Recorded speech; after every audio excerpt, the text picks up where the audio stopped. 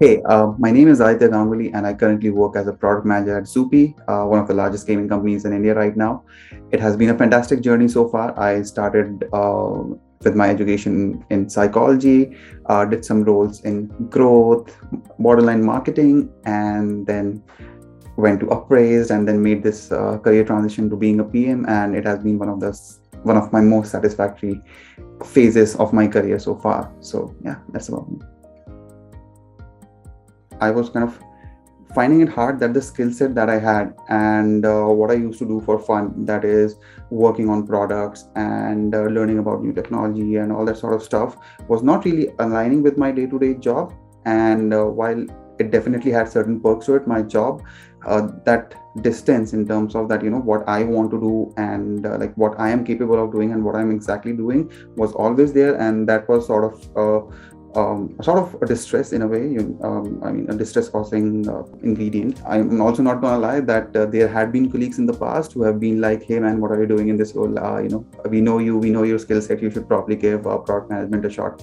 So yeah, I mean, not gonna lie, that definitely helped a lot. Then when your friends are able to look at you and say that maybe this would be a better fit, I think there is a certain sort of merit to that. So yeah, that's how the realization came in.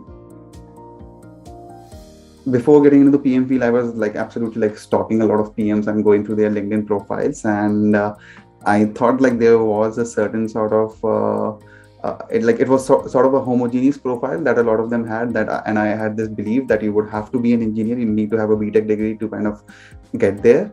And yeah, I mean, I am a psychology graduate and I'm here, and I talk to a lot of folks, even my colleagues, and not necessarily all of them have BTech degrees or are necessarily engineers.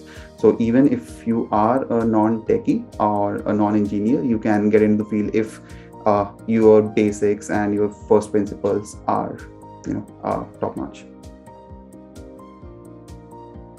So I think I have no second thoughts about kind of putting this on record that I wouldn't have been a PM without a praise. So that's for personally for me, that's the best way to kind of put it. But to kind of break it down in terms of journey, as I mentioned before as well. First of all, getting into that product mindset that okay, this is what the life of a PM looks like, and this is how you approach a problem. When you are a product manager, it's about doing these 10 different things and these 10 different technical skills that you need to have. But at the core, what it is about is identifying problems correctly, working on a solution and executing them well. So that's essentially how you would go about it. So kind of getting into that product mindset was very necessary. Second was talking to the right set of folks, be it in terms of mock interviews or if you want certain, let's say, feedback or some sort of consultation from certain stakeholders. That was very important as well. That Appraised was able to do.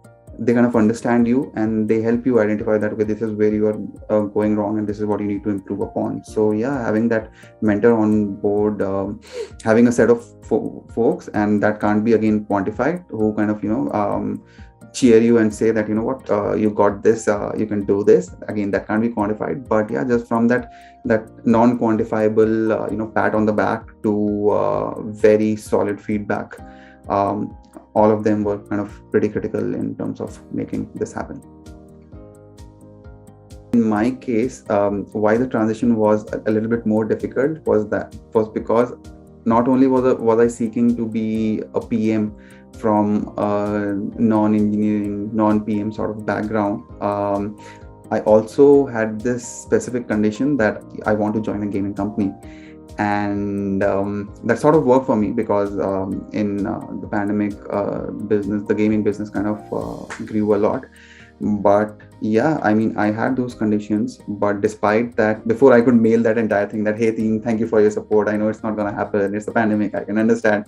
The team sent a mail that hey, you know what, we know that's the pandemic, but they extended my program. They said that we are going to make this happen and all this sort of stuff. And then in the pandemic, I think I kind of interviewed with 3 different firms.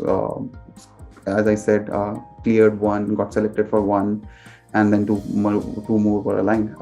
So I think being in the gaming sector was definitely a huge plus. But then the fact that the team kind of stuck around, extended my program, and even though in a way when I sort of given up, they kind of chose to stick around and kind of went the extra mile.